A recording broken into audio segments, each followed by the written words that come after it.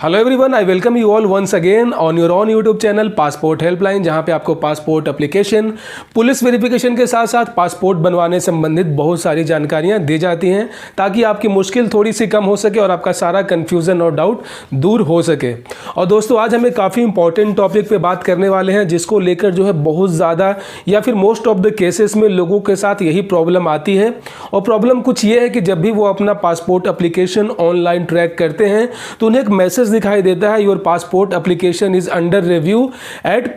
Regional passport office. इसका मतलब ये कि आपका जो पासपोर्ट का एप्लीकेशन है वो आपका आरपीओ मतलब कि रीजनल पासपोर्ट ऑफिस के पास अभी पेंडिंग है, वो आपका जो प्रोसेस है वो आगे नहीं बढ़ रहा है। तो कुछ आपको देखने को मिलेगा वहाँ पे जब आप अपना ट्रैकिंग नंबर डालते हैं वहाँ पे पासपोर्ट सेवा केंद्र के वेबसाइट पे, तो वहाँ पे आपको जो मैसेज फ्लैश होता है वो होता है your passport application is under review eight regional passport office. इसको लेकर लोगों के मन में बहुत सारा कन्फ्यूज़न होता है और लोग ये जानना चाहते हैं कि भाई ये एक्चुअल में है क्या और क्यों। जब मेरा सक्सेसफुली पुलिस वेरिफिकेशन हो गया, एसपी ऑफिस से भी जो मेरा रिपोर्ट क्लियर चला गया, तो अब यहाँ पे प्रॉब्लम क्या है जबकि मेरा अपॉइंटमेंट भी हो चुका है। जब सारा कुछ क्लियर हो चुका है तो फाइनली वहाँ पे जो है वो अंडर रिव्यू में क्यों है। तो दोस्तों, बेसिकली यहाँ पे जो सबसे बड़ी गलती लोग करते हैं पासपोर्ट अप्लाई करते वक्त ही, जो मैं बताऊँगा, क्योंकि हम में से 90% लोग जो है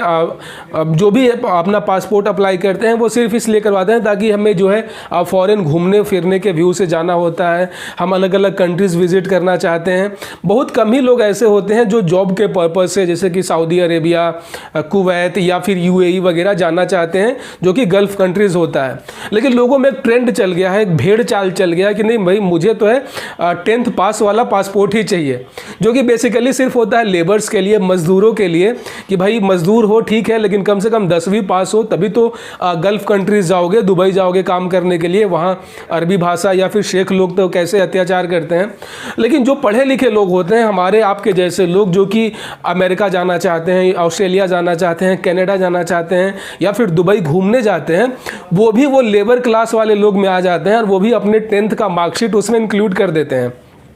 जो कि उनका सबसे बड़ा मिस्टेक यही होता है। और सबसे ज़्यादा जो चांसेस होते हैं आपकी एप्लीकेशन को फंसने का, अंडर रिव्यू में जाने का, उसका कारण सिर्फ और सिर्फ आपके 10th का मार्कशीट ही होता है। और स्पेशली वैसे लोग जिन्होंने अपना 10th का जो एग्ज़ाम है वो किसी स्टेट बोर्ड से पास किया है। गाइज, मैं ये आपको लिख के दे रहा हूँ कि अगर आपने किसी state board like Bihar board, UP board, Tamil Nadu board, Kerala board से अगर आपने 10th पास किया है तो आपका पासपोर्ट बनने में कम से कम तो 1 महीना लगेगा, उससे कम में आपका नहीं बनेगा।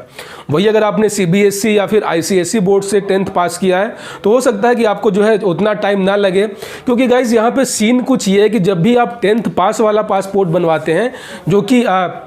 ECNR होता है, मतलब इमिग्रेशन चेक नॉट रिक्वायर्ड, मतलब ये कि आप लेबर नहीं हैं, आप अगर काम के सिलसिले में जाते हैं तो आपसे जो है आपको आराम से एम्प्लॉयमेंट वीज़ा मिल जाएगा। और लोग सबसे बड़ा गलती जो भेड़ चाल बोलते हैं ना कि भाई 10वीं का मार्कशीट दो, 10वीं का मार्कशीट दो। भाई 10वीं का मार्कशीट का इस्तेमाल है ही नहीं अगर आप पढ़े लिखे ग्रेजुएट हैं तो। यार तुम्हें गल्फ़ कंट्रीज़ में काम करने के लिए नहीं जाना है, वहाँ पर लेबरगिरी करना नहीं है, तुम्हें घूमने जाना है। You want your passport to be only for the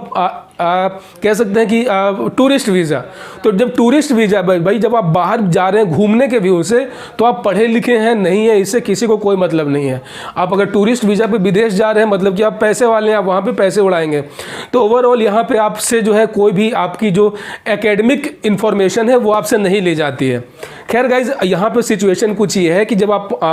जब आपका अपॉइंटमेंट होता है वहाँ पे आप अपना आईडी प्रूफ वगैरह दिखा देते हैं, तो वहाँ पे जो पासपोर्ट ऑफिसर होता है वो आपका आईडी प्रूफ ओरिजिनल मांगता है, आपने देखा भी होगा। तो ओरिजिनल देखकर वहाँ पे इस बात को लेकर श्योर हो जाता है कि आपने जो डॉक्यूमेंट्स दिए हैं वो बिल्कुल ओरिजिनल दिए हैं, क्योंकि आधार कार्ड, पैन कार्ड बिल्कुल ओरिजिनल वहाँ पे मांगता है। ठीक है, उसके बाद बारी आती है आपके पुलिस वेरिफिकेशन का। तो वो काम है पुलिस वेरिफिकेशन करने का पुलिस डिपार्टमेंट का। वो आपका एड्रेस चेक करेगी, वो सब कुछ सही पाएगी और वो अपना रिपोर्ट जो है पॉजिटिव रिपोर्ट आपका जो है वो पासपोर्ट सेवा केंद्र पे भेज देगी। जो आपका रीजनल पासपोर्ट ऑफिस होगा वो, लेकिन आपको तो चाहिए 10th पास वाला जो है पासपोर्ट। तो इसके लिए वो है जो पासपोर्ट सेवा केंद्र है वो इस बात को वेरीफाई करेगा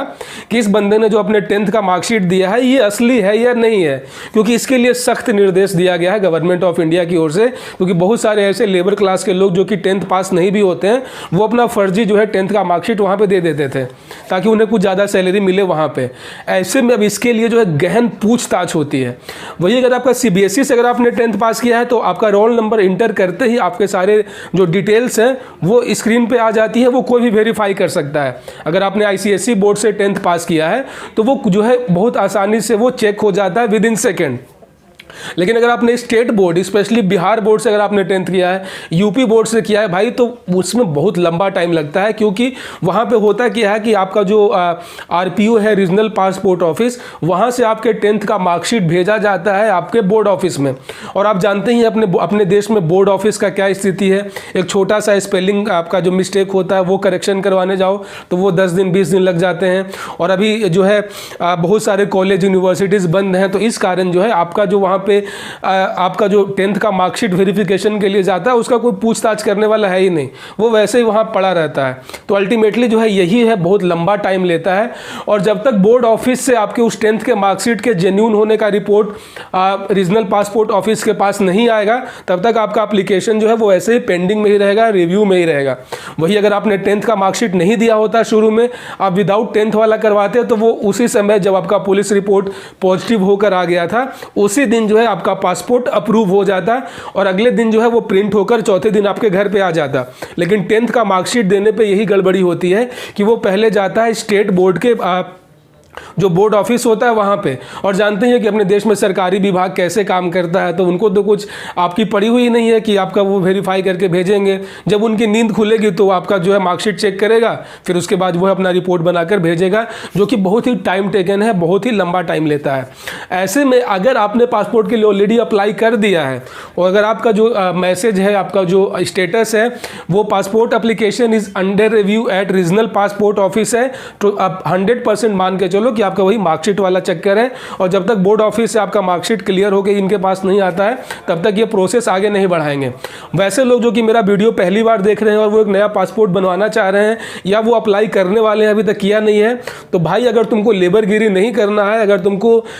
दुबई जाकर वहाँ मजदूरी नहीं करना है, सिर्फ घूमने फिरने के व्यू से बना रहे हो, तो गलती से भी अपने 10th का मार्कशीट मत देना। सिर्फ अपना ID प्रूफ दो, एड्रेस प्रूफ दो और एक नॉर्मल पासपोर्ट ले लो जिसपे तुम पूरी दुनिया घूम सकते हो। कोई ज़रूरी नहीं है फालतू में लेत लतीफ़ी करने की, और इससे कुछ होना जाना है नहीं। सो बेसिकली गाइज इस वीडियो से सारा जो सीन है, सिनारियो है, वो आपका क्लियर हो चुका होगा कि क्या इसका मतलब है और आखिर ये सिचुएशन क्यों आता है और इससे कैसे बचा जाए। सो दोस्तों दीजिए मुझे इजाज़त, मिलते हैं फिर किसी और वीडियो में, तब तक अपना बहुत सारा ख्याल रखें। जय हिंद।